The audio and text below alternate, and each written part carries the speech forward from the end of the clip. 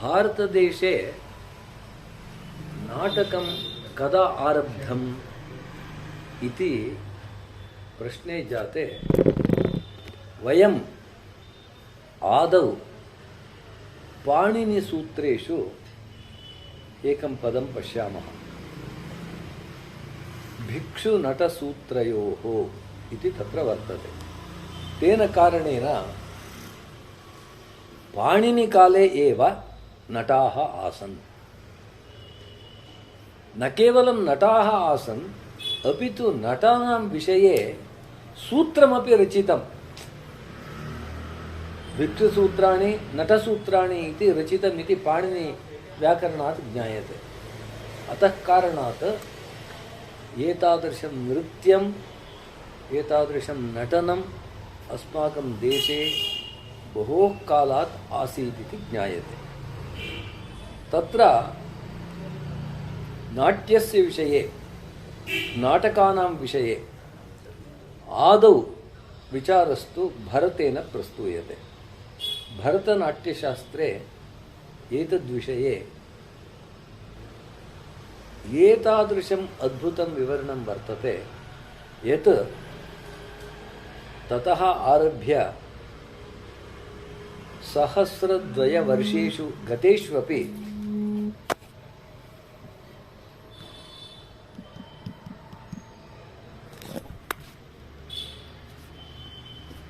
तादृशं पुस्तकं तत्समानं पुस्तकं क्वापि न दृश्यते। भरतनाट्यशास्त्रे 36 अध्यायाः सन्ति। तत्र नाट्यस्य नाटकस्य काव्यस्य विषये यद्यद् वक्तव्यं तत्सर्वं तत्र वर्तते।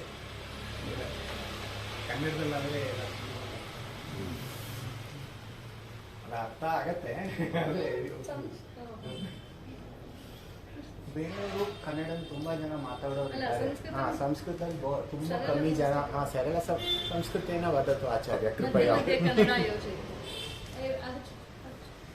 तत्र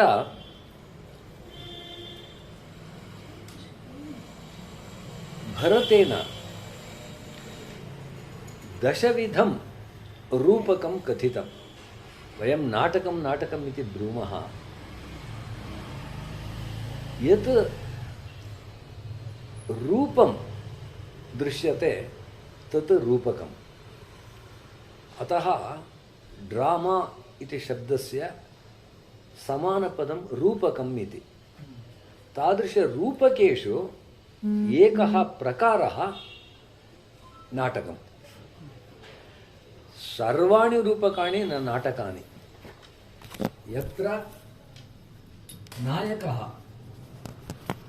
राजा भवति अथवा दिव्यः पुरुषः भवति, चतुर्विधपुरुषार्थानामपि निरूपणं यत्र वर्तते तादृशं नाटकम् इति कथ्यते। यत्र तु सामान्यजनाः नायकाः भवन्ति अस्मादृशाः, तत् रूपकं प्रकरणम् इति कथ्यते। सोशियल् ड्रामा इति आङ्ग्लभाषायां तस्य प्रकरणम् इति नाम। यत्र तु एक एव नटः रङ्गे भवति, स एव सर्वं वदति। इदानीम् अन्यस्य वाक्यमपि स एव ऊहित्वा वदति। कस्त्वं लक्ष्मण अद्य त्वया किं कृतम्? अद्य मया विपणिः गता इति ब्रवीषि किम्? अस्तु अस्तु इति अन्येषां वचनमपि सः स्वयम् ऊहित्वा कथयति। सिलोलकी इति आङ्ग्लभाषायां कथयन्ति। तादृश रूपकं भाणः इति कथ्यते। भाणे एक एव नटः सर्वमपि स एव वदति। यत्र तु द्वयोः मध्ये युद्धादिकं भवति तादृशं रूपकं व्यायोगशब्देन कथ्यते। भीमघटोत्कचयोः यत्र परस्पर युद्धं भवति, मल्लयुद्धं भवति, तादृशसन्निवेशः रूपके वर्तते चेत् तदानीं व्यायोगः इति कथ्यते। भीमघटोत्कचयोः मध्यमव्यायोगे भीमघटोत्कचयोः भवति। अतः तत् उदाहरणत्वेन कथितम्। मध्यमव्यायोग एव इदानीं लभ्यमानेषु अत्यन्तप्राचीनः व्यायोगः। एवम् अङ्कः इति भवति, एकाङ्कनाटकम् इति यथा ब्रूमः इदानीं तादृशम् अङ्कः इति, तत्र एक एव अङ्कः भवति। वीथी इति वर्तते, इदानीं कन्नडभाषायां बीदिनाटक इत्यादि कथयन्ति, तादृशमपि नाटकं तदानीं चिन्तितम्। ईहामृग इति यत्र नायकः नायिकायै ईहते सा मया लभ्यताम् इति अतीव उत्कण्ठितः पश्यति, किन्तु तां न लभते, निराशः भवति। यथा ऊर्वश्याः विषये वेदेषु ऊर्वश्याः कथा, तत्र उर्वशी इति संस्कृतभाषायां ब्रूमः, कन्नडभाषायाम् ऊर्वशी इति कथयन्ति। उर्वशी शब्दस्य कथं निर्वचनं तत्र नारायण ऋषिः तपसि वर्तते, तस्य तपोभङ्गं कर्तुम् अप्सरसः प्रेषयति इन्द्रः। तदानीं नारायण ऋषिः एताः काः इति स्व ऊरुं तत्र पस्पर्श, तदानीं सा उत्पन्ना, तस्मात् उर्वशी इति कथ्यते।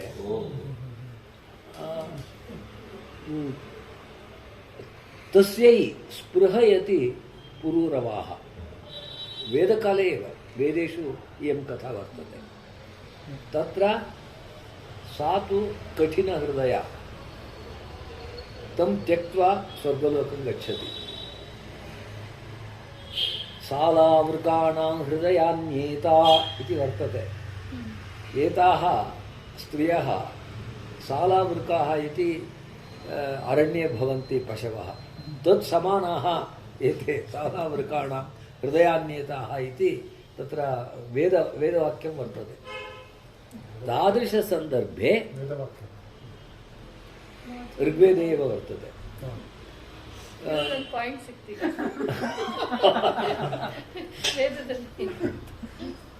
तादृशसन्दर्भे तस्य नैराश्यं यत् जायते, तादृशीं कथां स्वीकृत्य यदा रूपकं रच्यते तस्य ईहामृगः इति नाम भवति। एवं बहुविधानि रूपकाणि भरतेन नाट्यशास्त्रे कथितानि, 10 रूपकाणि। यदि तावत् संख्यानां रूपकाणां निरूपणं शास्त्रे क्रियते, तदानीं जनाः यदि तथा न अभिनयन्ति कथं शास्त्रे आगच्छति? अतः ततः पूर्वमेव, भरतनाट्यशास्त्रात् पूर्वमेव बहूनि नाटकानि आसन् इति ज्ञायते। एतानि रूपकाणि एवं उपरूपकाणि अपि सन्ति। तत्र दोम्बी इति किञ्चित् उपरूपकं, दोम्बा इति कथयामः, दोम्बराट इति, तादृशमपि नाटके प्रदर्श्यते स्म। तस्य निरूपणमपि तत्र वर्तते। एतादृशं नाटकं तत्र भरतेन कथ्यते। नटाः के भवेयुः इति। कथायां ब्रह्मा प्रथमं नाटकं रचयति। तत्र इन्द्रादयः देवाः गत्वा दृश्यं श्रव्यं क्रीडनीयकमिच्छामो दृश्यं श्रव्यं चेत् भवेत् इति प्रार्थयन्ते। तावत्पर्यन्तं श्रव्यमासीत् वेदादिरूपं, किन्तु दृश्यं नासीत्। दृश्यं श्रव्यं चेत् भवेत् तादृशं क्रीडनीयकं वयम् इच्छामः तत् प्रदेहि इति ब्रह्माणं ते सर्वेपि प्रार्थयामासु।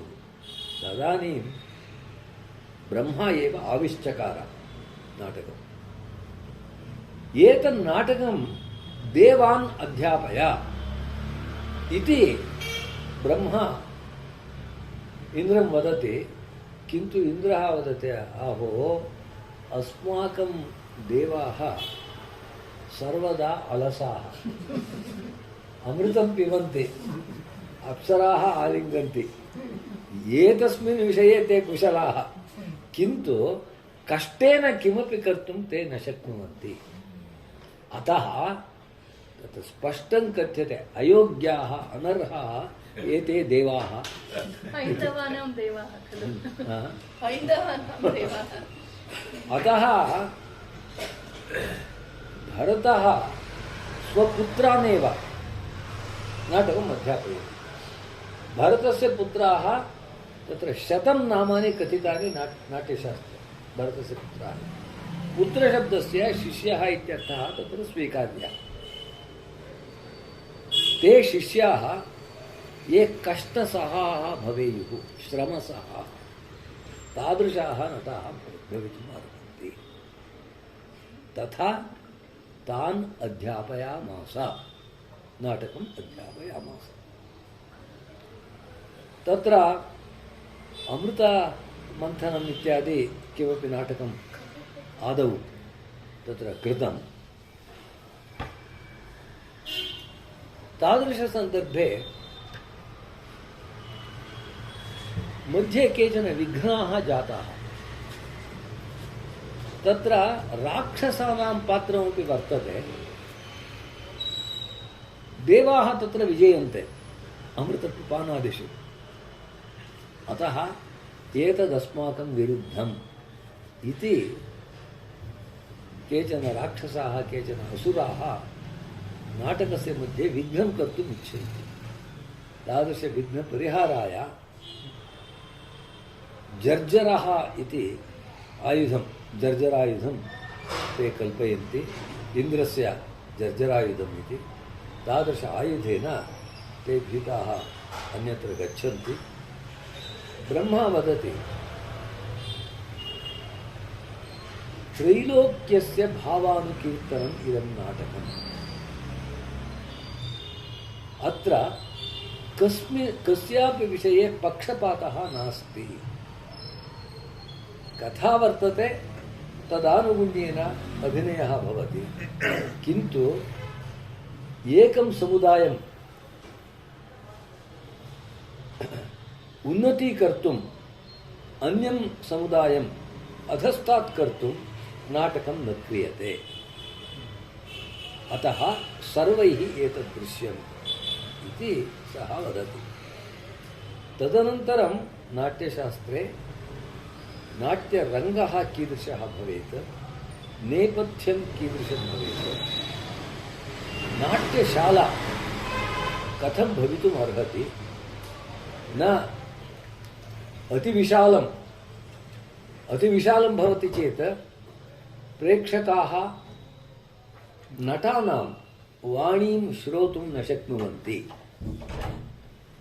अतः एतावत् भवेत्, एतादृशाकारं भवेत् इति त्रिविधं रङ्गं सः भरतः निरूपयति। तत्र चतुर्विधः अभिनयः, आङ्गिकः, आहार्यः, वाचिकः, सात्विकः इति चतुर्विधः अभिनयः भवति। चतुर्विधैरभिनयैः सात्विकाङ्गिकपूर्वकैः धीरोदात्तादि अनुकरणं नाट्यमिति कथ्यते इति दशरूपके कथ्यते। अतः तत्र अङ्गानाम् उपाङ्गानां च चलनेन यः अभिनयः क्रियते सः आङ्गिकाभिनयः इति कथ्यते। तत्र एकैकस्यापि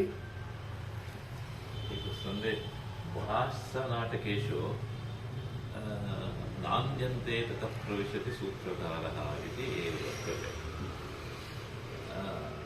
नान्दी पदस्य नन्दन्ति देवताः अस्यां क्रियायाम् इति नान्दी। यस्यां क्रियायां सर्वे देवाः नन्दन्ति, आनन्दन्ति, सन्तुष्यन्ति। एकः श्लोकः इति वर्तते आचार्यः, नन्दीवृषः कोऽपि महेश्वरस्य नन्दत्वमादौ किलके जगाम तद्रङ्गमुद्दिश्य कृतान्तु पूजां नान्दीति तां नाट्यविदो वदन्ति इति। अतीव उत्तमं, समीचीनम्। अतीव उत्तमं वर्तते तत्। तत्र नान्दी इति शब्दस्य मूलतः नन्दिनः तत्र ग्रहणं भवति। तत्र यदुक्तं तत् सत्यमेव, तत्र संशयः नास्ति। तत्र न केवलं भासस्य नाटकानाम् अपि तु बहुत्र तथा वर्तते। तत्र नान्दी तु नियमेन आचरणीया इति भरतः वदति। नान्दीं विना नाटकं न प्रदर्शनीयमिति। तत्र आदौ नान्दी भवति। तत्र सूत्रधारस्य विषयेपि द्वौ सूत्रधारौ भवतः इति कथयति। एकः सूत्रधारः आगत्य नान्दीं करोति, प्रविश्य तद्वदपरः काव्यम् अस्थापयेत् नटः इति तत्र कथ्यते। तत्र स्थापकसूत्रधारः इति अन्यः कथ्यते। किन्तु आदौ तावत् नान्दी तु रचनीया एव। आरती भगिनीं प्रति एकं वदामि, एकं हास्यम्। अन्ये येषां संस्कृतव्याकरणस्य अल्पः परिचयः वर्तते ते जानन्ति, अन्ये न जानन्ति। नान्द्यन्ते सूत्रधारः इति अध्यापकः पाठयति स्म। शिष्यः पृच्छति, सूत्रधारः इति एकवचनं वर्तते, नान्द्यते नान्द्येते नान्द्यन्ते इति बहुवचनं वर्तते, कथमिदम् इति। तदानीम् अध्यापकः वदति, सूत्रधाः सूत्रधारौ सूत्रधारः इति तदपि बहुवचनं।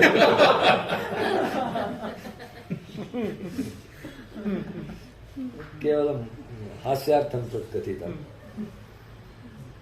तत्र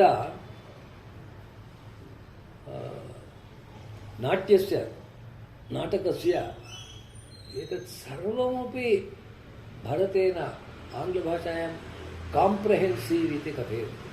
तथा सम्पूर्णरूपेण सर्वमपि कथितम्। आङ्गिकाभिनयः तत्र मुख्यतया हस्तयोः पादयोः एकैकस्मिन्नपि चलने एतादृशः अर्थः वर्तते इति कथयन्ति। कालिदासः मालविकाग्निमित्रे मालविकायाः नृत्यं वर्णयन् अङ्गैरन्तर्निहितवचनैः सूचितः सम्यगर्थः इति वदति। तत्र अङ्गेष्वेव वचनानि अन्तर्निहितानि,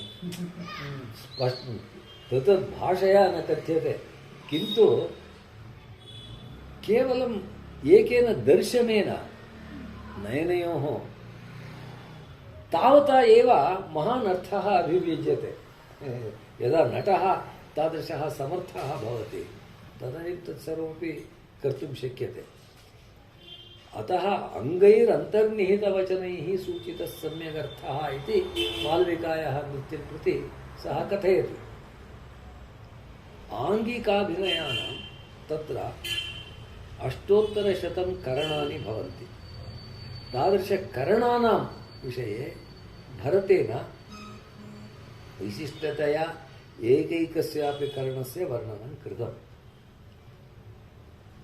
चिदम्बरनगरे देवस्थाने तादृश 800 करणानां शिलायां शिल्पे एव दर्शनं वर्तते इति वदन्ति। पद्मासुब्रह्मण्यम् इति सा तु एतद्विषये अधिकं कार्यं कृतवती सा यदा इण्डोनेशिया देशं गतवती तत्र कस्मिंश्चित् देवस्थाने एतत् सर्वं तदपि सा उक्तवती। अतः भरतनाट्यशास्त्रस्य व्याप्तिः यथा भवति इति ज्ञायते। न केवलं तावत् पद्मा सुब्रह्मण्यं भगिनी तस्य पूर्ण अष्टोत्तरशतकरणानां प्रयोगं निरूपणमपि वीडियो मुखेन कृतवती। तद् दूरदर्शने नूतनतया कश्चन देवालयः निर्मितः। तादृश देवालये तस्याः निर्देशम् अनुसृत्य एतेषां करणानां शिल्पमपि स्थापितम्।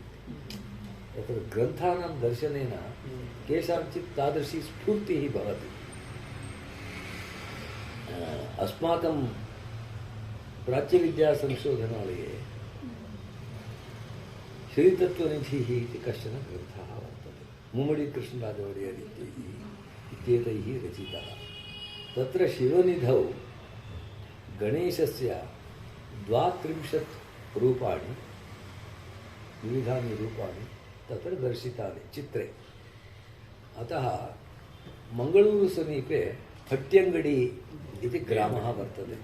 तादृशग्रामे नूतनतया यदा देवालयः निर्मितः तत्र एतेषां सर्वेषामपि गणेशरूपाणां शिल्पे निदानं कर्तव्यमिति ते राज्यविद्यासंशोधनालयम् आगत्य तेषां सर्वेषामपि अत्र अस्ति चित्रं दर्शयितुमपि तस्मिन् भागे अस्ति। शिवनिधौ एव कुत्र अस्ति?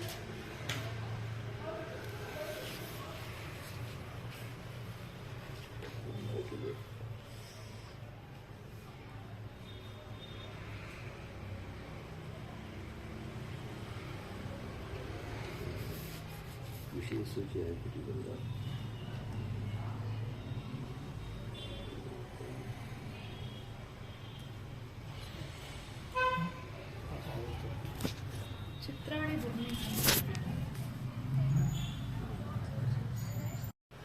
अस्य पुस्तकस्य कन्नडानुवादः सत्यनारायणेन कृतः, आङ्ग्लानुवादः मया कृतः।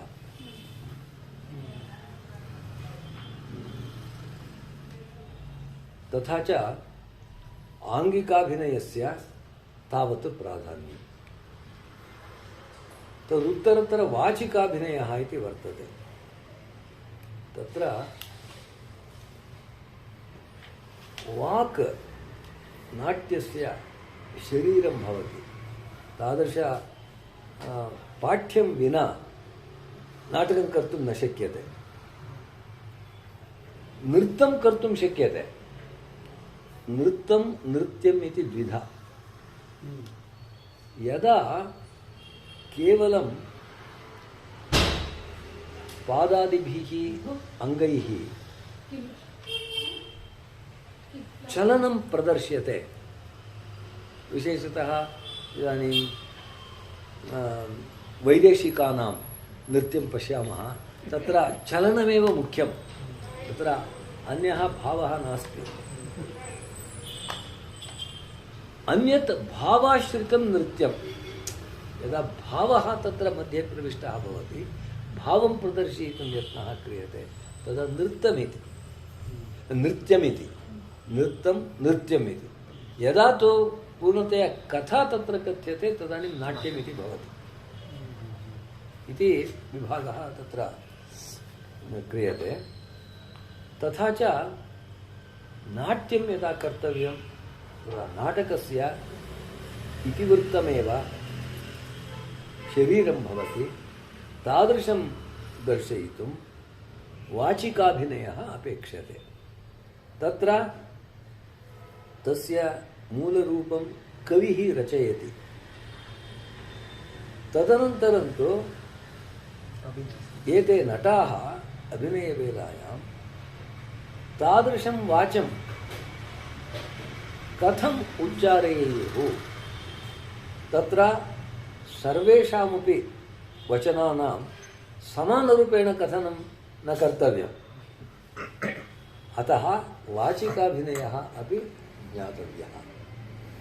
तादृशवाचिकाभिनयस्य वर्णनायामेव भरतः छन्दांसि कथयति। पद्यानि रचनीयानि चेत् छन्दः कथं तत्र उपयुक्तं भवति, अलङ्कारान् कथयति, काव्यलक्षणानि कथयति, दोषान् कथयति। सर्वमपि तत्र वाचिकाभिनयस्य विवरणे एतत् सर्वमपि तत्र समाविशते।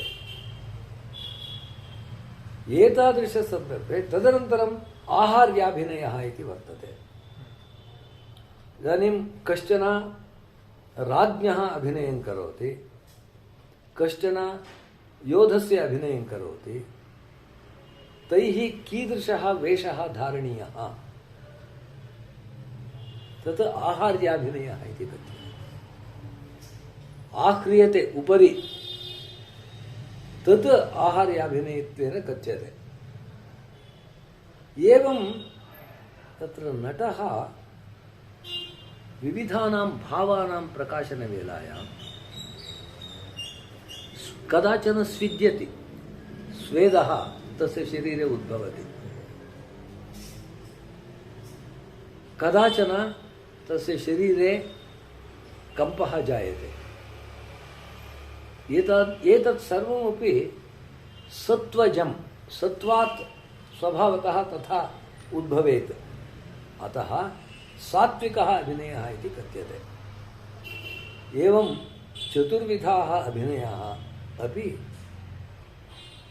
भरतेन तत्र निरूपिताः। तादृश नाट्यं यद्यपि देवाः आदौ क्रीडनीयकम् इच्छामः इति कथितवन्तः नाट्यस्य उत्पत्तौ, तथापि तादृशनाट्येन सर्वे जनाः एव न, अपि तु देवाः अपि तुष्यन्ति मनुष्यैः क्रियमाणेन नाट्येन इति कालिदासः तस्य यज्ञत्वं प्रतिपादयति। नाट्यमेव यज्ञम् इति। यथा यज्ञे देवतानां तृप्त्यै विविधानि हवींषि अर्प्यन्ते, तथा एते अभिनयाः देवानां तृप्त्यै अर्प्यन्ते इति। देवानामिदमामनन्ति मुनयः शान्तं क्रतुं चाक्षुषम् इति वदति। चाक्षुषः यज्ञः अयम्।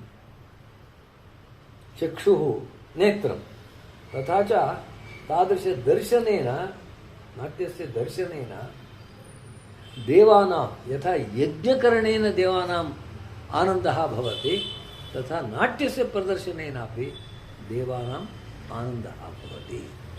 देवानामिदमामनन्ति मुनयः शान्तं कर्तुं चाक्षुषम् रुद्रेणेदमुमाकृतं व्यतिकरे स्वाङ्गे विभक्तं द्विधा। तत्र मुख्यः आचार्यः शिवः नाट्यस्य, सः एव नटराजः। अतः सः एकस्मिन् पार्श्वे पुमान्, अन्यस्मिन् पार्श्वे स्त्री, उमा इति शिवः इति तयोः ऐक्यं। तत्र शिवरूपेण सः ताण्डवं चकार, पार्वतीरूपेण उमारूपेण लास्यं चकार। यत्र तो तादृशवेगेन जगद्ध्वंसनाय सः नटति किं, नृत्यति किम् इति यथा संशयः भवति, तथा तादृशं लास्यताण्डवरूपेण, लास्यं पार्वत्या कृतं। तत्र तु मृदुः अभिनयः, मृदूनि चलनानि, किन्तु ताण्डवं शिवेन कृतं। तादृश ताण्डवे वेगः मुख्यः भवति, चलनानि अतीव सम्मर्देन क्रियन्ते, अतः लास्यताण्डवभेदेन तदेव कालिदासेन कथितं रुद्रेणेदम् उमाकृतव्यतिकरे स्वाङ्गे विभक्तं द्विधा। अत्र नाटके किं कथ्यते इति चेत् त्रैगुण्योद्भवमत्र लोकचरितं नानारसं दृश्यते। त्रयो गुणाः एव त्रैगुण्यं सत्त्वरजस्तमांसि। लोकचरितं यद्यद्वर्तते तत्सर्वमपि गुणत्रय अवलम्बकम्। इदानीं मम कोपः भवति, रजः कारणं, मम केवलं स्वापः भवति, तमः तत्र कारणम्। अहं प्रकाशमिच्छामि, अहं ज्ञानमिच्छामि इति बुद्धिः जायते, तत्र कारणं सत्त्वम्। अतः लोकचरितं यद्यद्वर्तते तत्सर्वमपि त्रैगुण्योद्भवम्। त्रैगुण्योद्भवमत्र लोकचरितं नानारसं दृश्यते। तत्र भरतेन आदौ 8 रसाः कथिताः। शृङ्गारहास्यकर्ण रौद्रवीरभयानकाः बीभत्साद्भुत संज्ञौ चेति 8 नाट्ये रसाः स्मृताः इत्येव तस्य श्लोकः वर्तते। 8 रसाः। शुभमस्तु। 8 रसाः तेन कथिताः। तदनन्तरं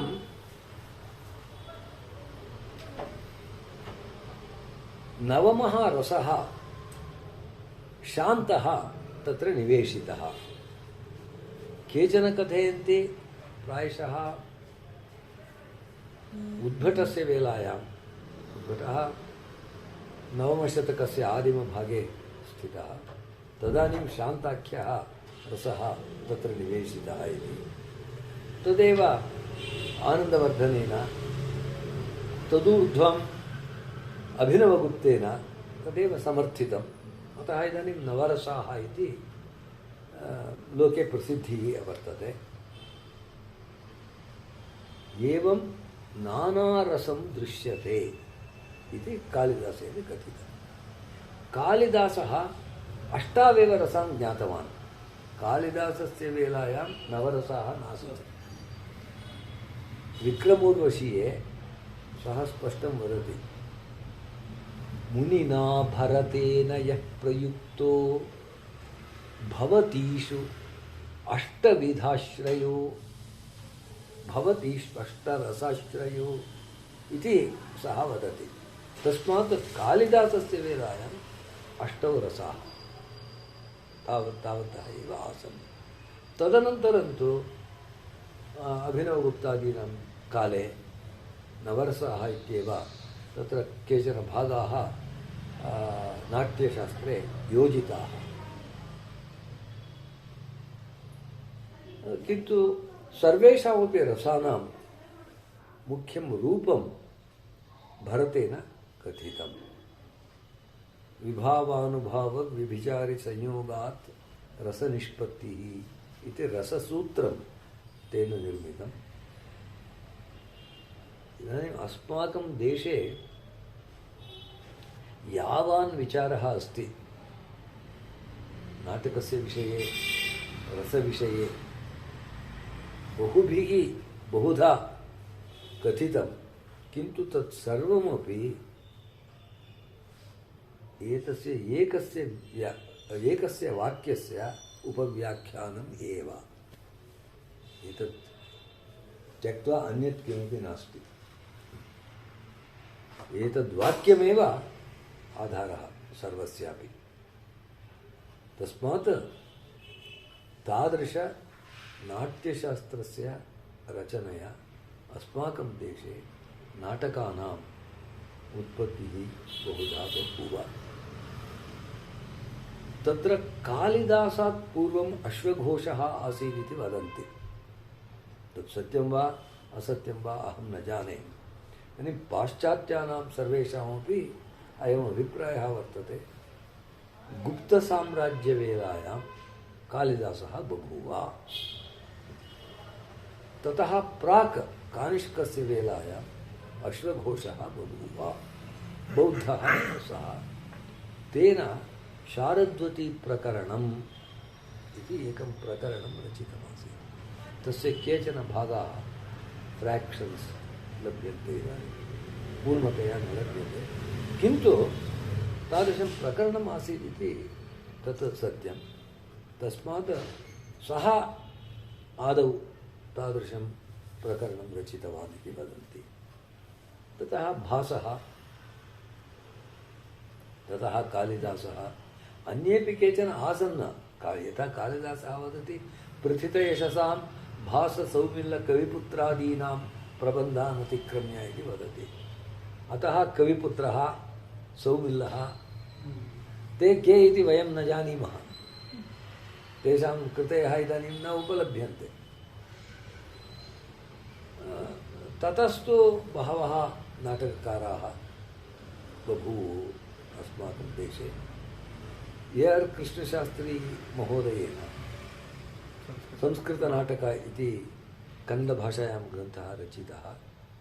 तत्र 500 रूपकाणि नामतः उल्लिखितानि। तावान् विशालः वर्तते नाटकप्रपञ्चः। अतः तत्र नाटकानां कस्य प्राधान्यम् इति जनेषु प्रसिद्धिः वर्तते।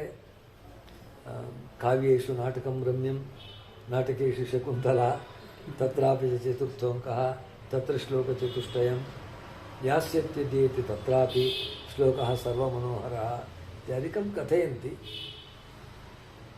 किन्तु वैयक्तिकः मम अभिप्रायः भासः कालिदासादपि उत्तमतरः नाटककारः इति मम वैयक्तिकः अभिप्रायः वर्तते। नाटकेषु सर्वेभ्यः अन्येभ्यः अंशेभ्यः मुख्यः कः अंशः इति चेत् रङ्गप्रयोगः, रङ्गप्रयोग आनुकूल्यम्। भासस्य नाटकेषु तत् अतीव उत्कर्षेण वर्तते। अन्ये केचन नाटककाराः सन्ति, पण्डिताः, भवभूतिः वर्तते, किन्तु तत्र एकैकं पदमेव दीर्घं भवति, एकैकस्य नटस्य वचनमेव तावान् कालः तत्र अपेक्षते। तत्र परन्तु श्रव्यरीत्या समीचीनं। श्रव्यरीत्या, किन्तु नाटकम् इति किमर्थं विशेषतः कृतं? तत् न काव्यं, काव्यरूपेण तदतीव समीचीनं, किन्तु नाटकरूपेण यदा प्रदर्शनीयं, प्रदर्शनयोग्यत्वमेव तत्र मुख्यम्।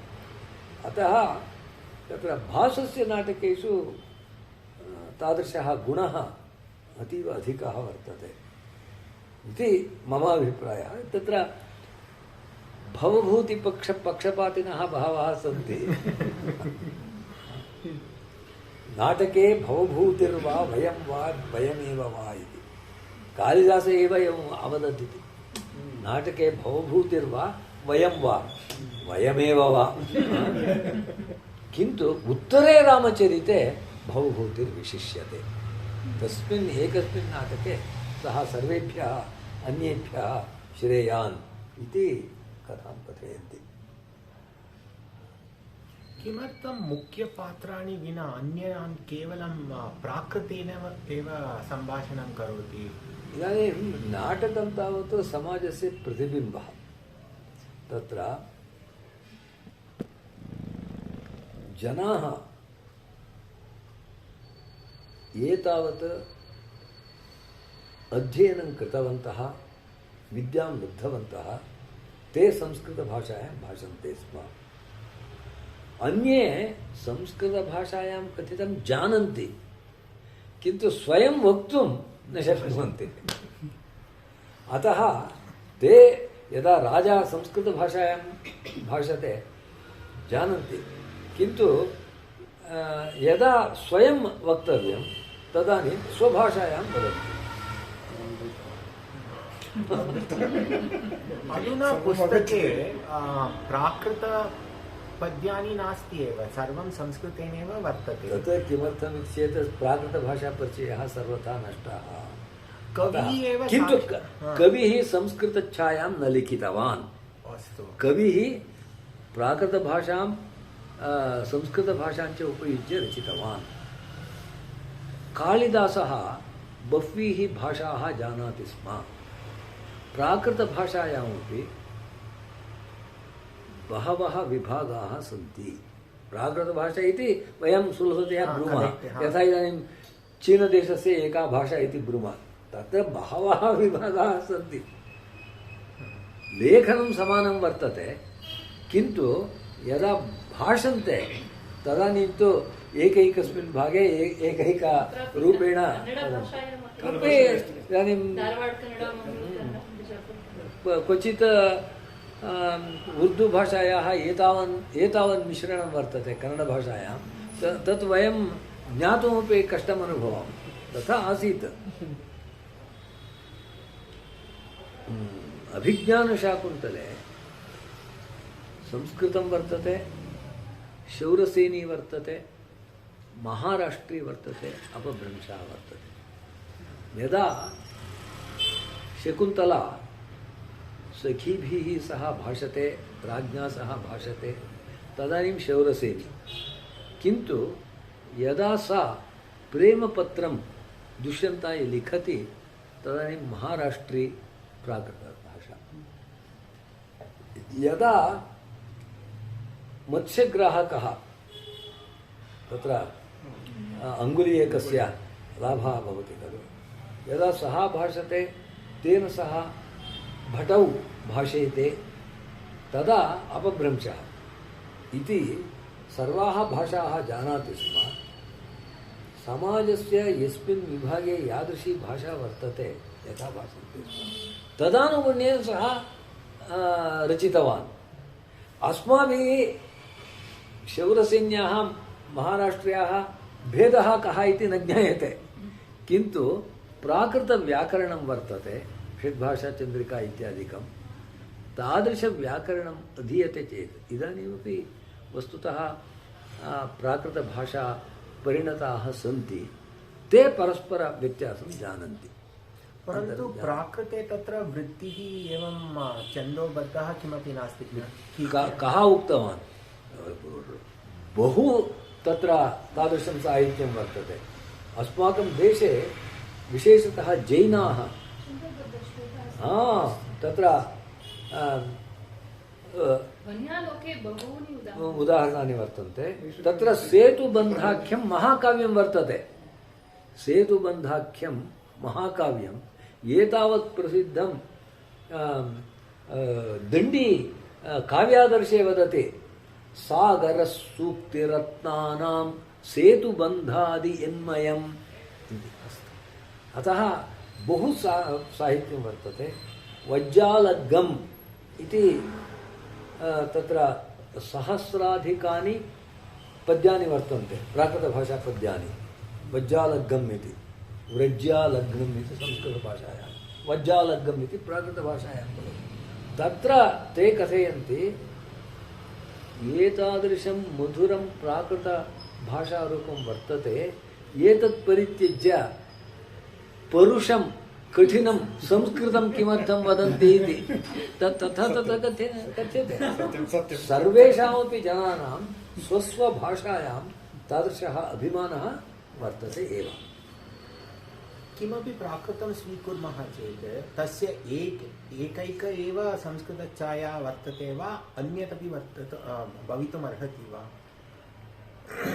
छाया तु एका एव भवति, किन्तु एतत् ज्ञातव्यं, प्राकृतभाषायामपि श्लेषं प्रयुञ्जते कवयः, श्रेष्ठाः प्राकृतकवयः।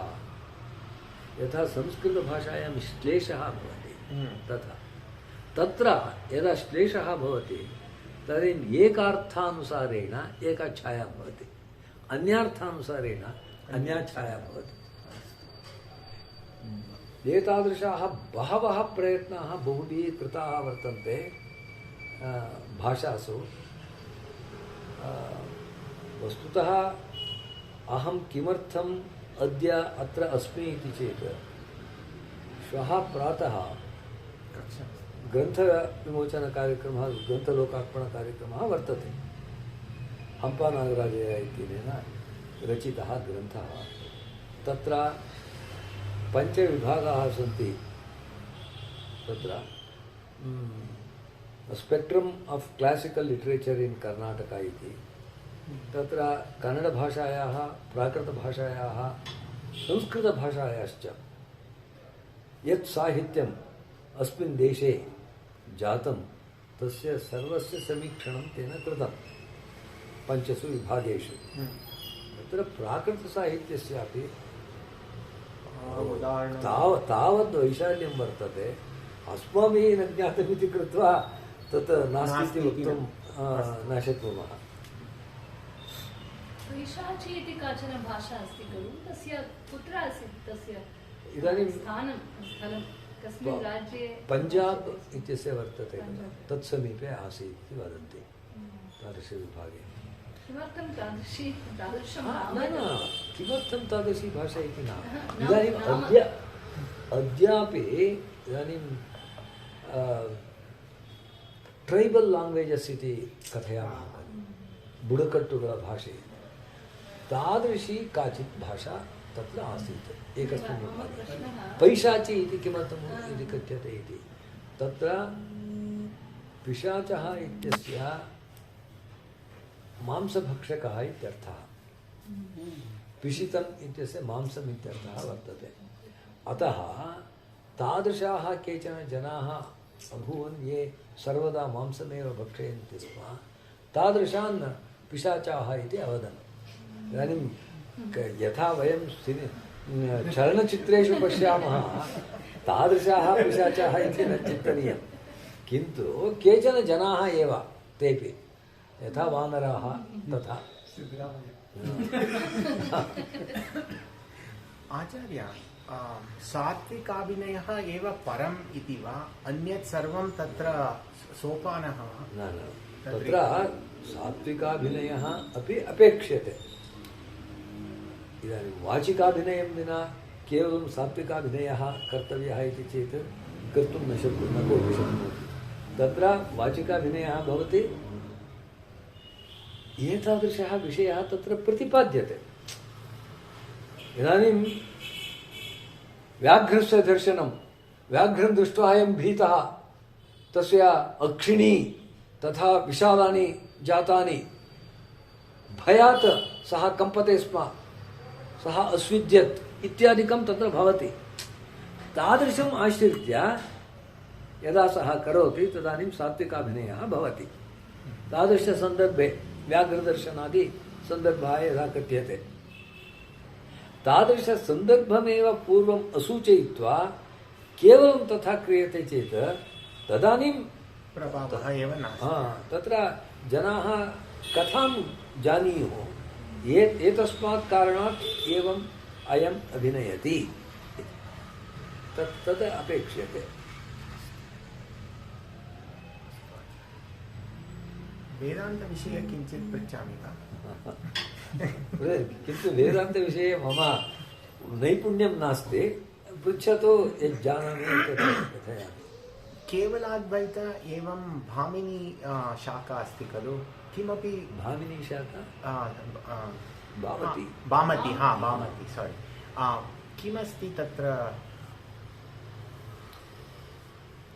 तत्र अद्वैतवेदान्त शाङ्करभाष्यानुसारि तस्य प्रामाण्यं सर्वेपि अङ्गीकुर्वन्ति। शाङ्करभाष्यस्य व्याख्यानं यदा कर्तव्यं तदा वाचस्पतिमिश्रः प्रकाशात्मा इति एते स्वविचारधुरन्धराः। एतेषाम् अस्मिता, एतेषां स्वायत्तता आसीत्।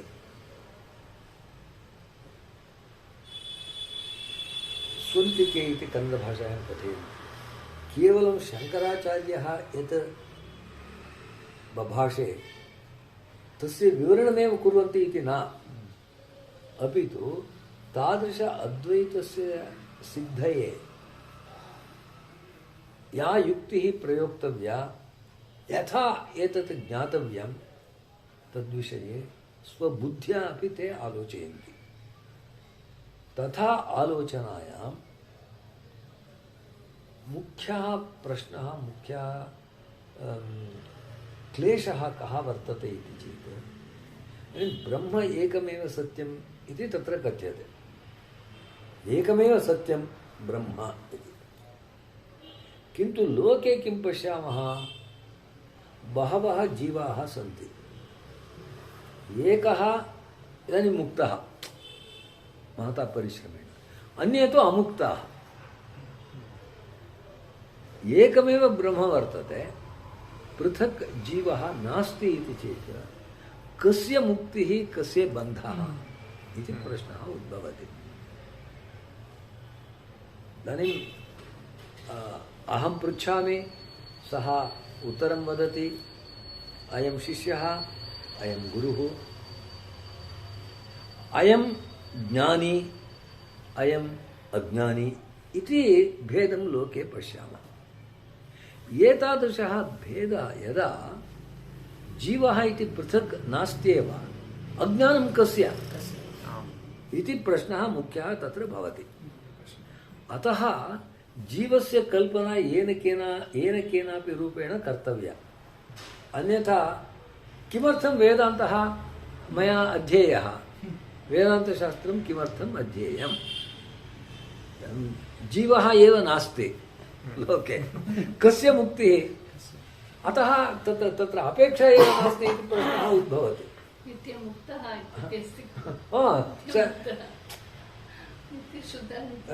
न बन्धो न च मोक्षश्च इत्यपि विचारः वर्तते। किन्तु यदि तथैव विश्वस्यते तदानीं शास्त्रं किमर्थम्, एषा परम्परा किमर्थं वर्तते? गुरुः इति शिष्यः इति एतावता श्रमेण भाष्यस्य रचना, व्यासः सूत्राणि किमर्थं निर्ममे? अतः येन केनचित् रूपेण जीवस्य कल्पना कर्तव्या। जीवः वर्तते, जीवाः बहवः वर्तन्ते, तेषां तत् प्लूरलिसम् इति कथयन्ति। प्लूरलिस्टिक् फिलासफि इति वर्तते। वस्तुतः न्यायशास्त्रे, न्यायशास्त्रानुसारेण, साङ्ख्यशास्त्रानुसारेण बहवः जीवाः सन्ति, असङ्ख्याः जीवाः सन्ति। एकैकः जीवः अपि परिश्राम्यति। तादृशसाधनया सः मुक्तः भवति। अन्यैः स्वयं तैरपि अयं परिश्रमः कर्तव्यः एव, तत्र समस्या नास्ति। किन्तु अद्वैते एकमेव ब्रह्म सत्यम् इति चेत् असत्याः जीवाः, अतः इदानीम् अस्माकं सत्यत्वमेव नास्ति। अतः यथेच्छं भुञ्ज्महे, यथेच्छं पायसं पिबामः। किमर्थं वा काषायं धृत्वा सन्यासं स्वीकृत्य कष्टं मोढव्यम् इति प्रश्नः भवति। अतः तत्र कल्पनया अपि कश्चन जीवः कल्पनीयः, अन्यथा शास्त्रस्य आवश्यकता एव न भवति इति प्रश्नः भवति। एतत् कथं कर्तव्यम् इति आलोचनायां तत्र भामतीकारः वाचस्पतिमिश्रः, विवरणकारः प्रकाशात्मोदयः, विवरणकारः, विवरण मार्गः इत्येव वर्तते। विवरण स्कूल्, भामती स्कूल् इति तत्र कथयन्ति। वाचस्पतिमिश्रः अवच्छेदवादं पुरस्करोति। इदानीं सर्वत्रापि आकाशं वर्तते, आकाशम् एकमेव आकाशं सर्वत्रापि वर्तते। तथापि उपाध्यवच्छेदेन अयं घटाकाशः, अयं मठाकाशः इत्यादि कल्पयन्ति। तत्र उपाधिः, तत्र कारणं। वस्तुतः आकाशम् एकमेव, तत्र संशयः नास्ति। तथा एतादृश स्थूलसूक्ष्मकारणशरीर उपाधिः यदा जायते तदानीम् एकः जीवः इति उत्पद्यते। तादृशस्य जीवस्य यद्यपि भ्रान्तिः, तथापि भ्रान्तिनिमित्तः बन्धः वर्तते, भ्रान्तिकारणः बन्धः वर्तते। अविद्या, तत्र कारणम् अविद्या एव। किमर्थं भ्रान्तिः जायते चेत् अविद्यया। सा अविद्या किमर्थम् आरब्धा, कदा आरब्धा इति चेत् अनादिः। तत्र अन्यत् विवरणं नास्ति। तत्र अयं प्रश्नः सर्वेषु दर्शनेषु वर्तते, सर्वेषु दर्शनेषु। एतत् विषये एव ऐतरेयोपनिषत् स्वीकुर्मः चेत् ब्रह्मवस्तु सर्वत्र गत्वा स्थितवान् इति उक्तवन्तः। परन्तु अनन्तरं किमर्थम् एकमेव ब्रह्मवस्तु अन्यत् रीत्या कर्मकारणात् वा क्रियाकारणात् वा विभिन्नतया अग्रे गतवान् स्थूलशरीरं किञ्चित् क्लारिटी नास्ति। एताः समस्याः अतीव क्लिष्टाः।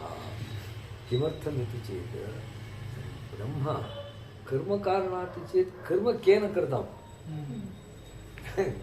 जीवः न प्रथमं न उत्पद्यते चेत् कर्म कः करोति? अतः समस्या क्लिष्टा। तत् कथमिति चेत् इदानीं वैज्ञानिकाः कथयन्ति, स्पेस् इत्यत्र परमाणवः सर्वेपि विक्षिप्ताः आसन्, विकीर्णाः आसन्। ते सर्वेपि केनापि आकर्षणेन एकत्रीभूताः। तत्र सान्द्रतायाः आधिक्यात् स्फोटः जातः, बिग् बेङ्ग्। किन्तु स्पेस् इत्यत्र ते सर्वे परमाणवः आसन् खलु, केन प्रेरिताः परमाणवः एकत्रीभूताः? तत्र उत्तरं वक्तुं न शक्यते। तथा सर्वेषु दर्शनेषु तादृशमूलप्रश्नानां कष्टं वर्तते। तत्र विवरणमार्गे तु, विवरणानुसारेण तु प्रतिबिम्बवादः कथ्यते। भामतीकारः अवच्छेदवादं कथयति, विवरणपथानुयायिनः प्रतिबिम्बवादं कथयति। यथा सूर्यः एकः वर्तते, वृष्टिः जाता, सर्वत्र जलं तिष्ठति, एकैकत्रापि अवटे जलं यदा वर्तते तत्र सूर्यस्य प्रतिबिम्बः दृश्यते। कियन्तः सूर्याः, कति सूर्याः इति चेत् तत्र काल्पनिकं, वस्तुतः सूर्यः तत्र नास्ति। तथा एतादृश उपाधौ ब्रह्म प्रतिबिम्बितं भवति। तादृशप्रतिबिम्ब एव जीवरूपेण कथ्यते। यदा तु भ्रान्तिनिरसनं भवति तदा जीवोऽपि नास्ति, प्रतिबिम्बोऽपि नास्ति, केवलं ब्रह्म वर्तते इति ते उत्तरं ददति। एवं वेदान्तशास्त्रे कियन्तः सिद्धान्ताः वर्तन्ते इति चेत् सिद्धान्तलेशसङ्ग्रहे अप्पयदीक्षिताः एतादृशं सर्वमपि विवृण्वन्ति। तत्काले एव बहवः सिद्धान्ताः, अयं सिद्धान्तो वा सः सिद्धान्तो वा, उत्तरं किमिति चेत् यः कोऽपि मार्गः भवतु, उद्देशस्तु अद्वैतम्। अतः उपायानां परस्परभेदे, परस्परविरोधे च न दोषः। उपायाः शिक्षमाणानां बालानाम् उपलालनाः, असत्ये वर्त्मने स्थित्वा ततः सत्यं समीक्षते। अतः इदानीं बालकः वर्तते, गणितम् अध्यापनीयं, तत्र गोलिकाः मार्बल्स् इति कथयन्ति, तत् कश्चन तस्य पुरस्तात् निधाय 1 2 3 इत्यादिकं बोधयति। अन्यः तस्य गृहे बहवः पशवः सन्ति, पशून् तत्र स्थापयित्वा 1 2 3 इति बोधयति। सः पशून् दर्शयति, एषः गोलिकाः दर्शयति इति चेत् तत्र दोषः नास्ति। उपायाः शिक्षमाणानां बालानाम् उपलालनः, यद्यपि तद् असत्यं तथापि असत्ये वर्त्मनि स्थित्वा ततः सत्यं समीक्षते इति एतेषां बहूनां सिद्धान्तानां परस्परवैलक्षण्ये दृष्टेपि दोषः नास्ति इति अप्पयदीक्षिताः प्रतिपादयन्ति सिद्धान्तलेशसङ्ग्रहे। पूर्वे कोऽपि भवान् पृष्टवन्तः नवरसे तत्र दुःखरसेपि आनन्द उत्पादयति वीक्षकाणां मनसि। तत्र यद् नाटकरङ्गे वर्तते तस्यैव अनुभासं भवति वा, तत्सर्वं रिफैन् भवित्वा एकमेव रसस्थितिः भवति वा? तत्र अयं प्रश्नः बहुभिः आलङ्कारिकैः विचारितः।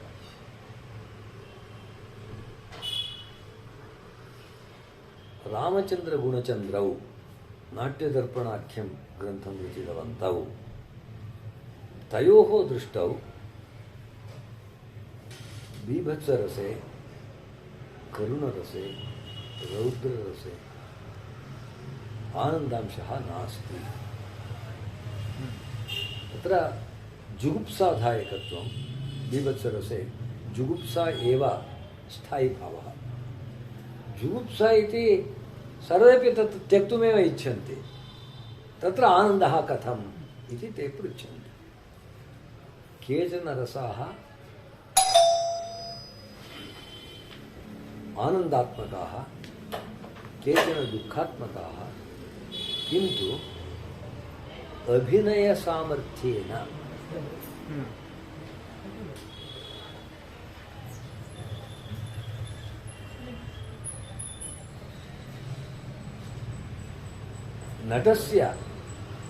नटस्य कौशलं तत्सर्वम् आच्छादयति।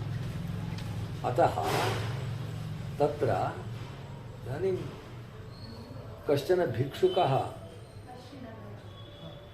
असह्यवस्त्रधारी समीपे आगच्छति चेत् सर्वे तं निवारयन्ति अथवा स्वयं दूरं गच्छन्ति।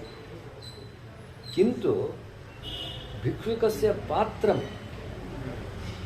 यदा रङ्गे प्रदर्श्यते, कथमभिनीतवान्, अद्भुतमेतत् इति प्रशंसन्ति।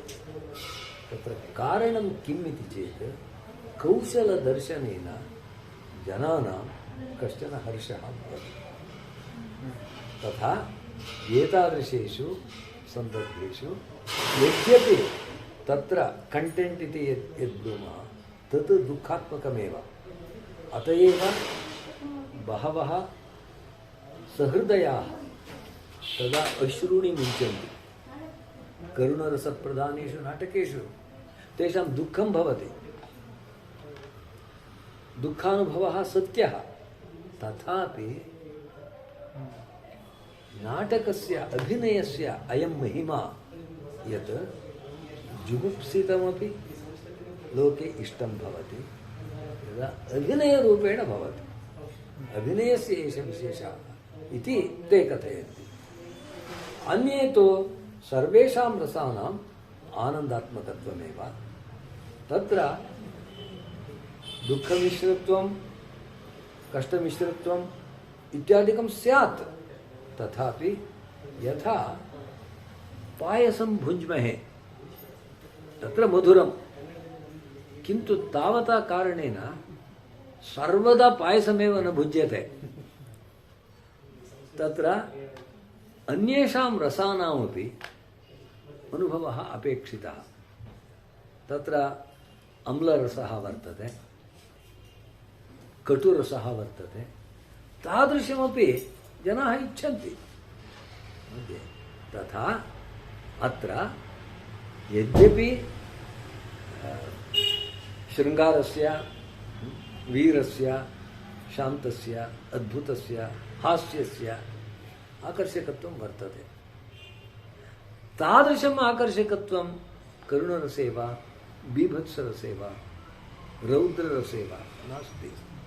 तथापि तादृशरौद्रं यदा कश्चन राक्षसरूपेण नटः प्रदर्शयति तस्य कौशलं वयं प्रशंसामः। तादृशकौशलमेव तादृश आनन्दस्य कारणम् इति क्षम्यताम्। ಇಲ್ಲ ಈ ಅಧ್ಯಾಸ ಭಾಷ್ಯದಲ್ಲಿ ಹೇಳಿರೋ ತತ್ವ ಇದು ಮೊದಲನೇ ಬಾರಿ ಶಂಕರಾಚಾರ್ಯರಿಂದನೇ ಬಂದ ಅಥವಾ ಅದಕ್ಕೆ ಇದರ ಉಲ್ಲೇಖ ಬೇರೆ ಎಲ್ಲಾದರೂ ಶಾಸ್ತ್ರದಲ್ಲೋ ಅಥವಾ ಬೇರೆ ಎಲ್ಲಾದರೂ ಕಾಣಿಸುತ್ತಾ ಅಂತ? ಉಲ್ಲೇಖ ನಮಗೆ ಕಾಣಿಸಲ್ಲ. ಆದರೆ ಯಾವುದೇ ಒಂದು ವಿಚಾರ ಆಗಲಿ ಅಷ್ಟು ನಿಖರವಾಗಿ ಅಷ್ಟು ಸ್ಪಷ್ಟವಾಗಿ ಬರಬೇಕಾದ್ರೆ ಅದರ ಅಭಿಪ್ರಾಯಗಳು ಎಷ್ಟೋ ಪೀಳಿಗೆಗಳಲ್ಲಿ ಬೆಳ್ಕೊಂಡು ಬಂದು ಆ ಒಂದು ಸ್ಥಿತಿಗೆ ನಿಲ್ಲುತ್ತೆ. ನ್ಯೂಟನ್ನು ಗುರುತ್ವಾಕರ್ಷಣೆಯ ತತ್ವ ಹೇಳ್ದ ಅಂಥೇಳಿ ಅವನಿಗೇನು ಇದ್ದಕ್ಕಿದ್ದಾಗ ಒಂದು ದಿವಸ ಹೊಳೆದ್ಬಿಟ್ಟು ಹೇಳ್ತು ಅಂತ ಅಲ್ಲ. ಅದು ಪರಂಪರೆಯಿಂದ ಎಷ್ಟೋ ಜನ ಆ ವಿಚಾರವನ್ನು ಚರ್ಚೆ ಮಾಡ್ತಾಯಿದ್ರು. ಅದಕ್ಕೆ ಅವನು ನಿಖರವಾಗಿರ್ತಕ್ಕಂಥ ಒಂದು ರೂಪವನ್ನು ಕೊಟ್ಟ. ಅದಕ್ಕೋಸ್ಕರ ನ್ಯೂಟನ್ಸ್ ಲಾ ಅಂತೇಳ್ಬಿಟ್ಟು ನಾನು ಹೇಳ್ತೀನಿ. ಹಾಗೆ ಈ ವಿಚಾರಗಳು ಕೂಡ ಶಂಕರಾಚಾರ್ಯರು ಯಾವತ್ತೂ ಕೂಡ ಇದೆಲ್ಲ ನನ್ನ ಬುದ್ಧಿಯ ಕಲ್ಪನೆ ಅಂತ ಎಂದೂ ಹೇಳಿಲ್ಲ. ಅವ್ರು ಯಾವತ್ತು ಹೇಳಿದ್ರು ಕೂಡ ಏತಾದೃಶ ಸಂಪ್ರದಾಯವನ್ನು ಇಟ್ಕೊಂಡು ಇದು ಹೇಳ್ತಾ ಇರೋದು ಅಂತಲೇ ಹೇಳೋದು. ಮತ್ತು ಅವರಿಗಿಂತ ಮೊದಲು ಇವರು ಇದ್ದರು, ಗೌಡಪಾದರು ಇವರೆಲ್ಲ ಇದ್ರಲ್ಲ, ಅವರೆಲ್ಲ ಆ ವಿಚಾರಗಳು ಬಂದಿತ್ತು ಅಂತ ಕಾಣುತ್ತೆ. ಅದನ್ನು ಖಚಿತಪಡಿಸಿ ಇದೇ ರೀತಿ ಹೀಗೆ ಅಂಥೇಳಿ ಸ್ಪಷ್ಟ ರೀತಿ ಒಳಗೆ ಪ್ರತಿಪಾದನೆ ಮಾಡಿದ್ರಿಂದ ಅವರಿಗೆ ಆಚಾರ್ಯತ್ವ ಬರುತ್ತೆ.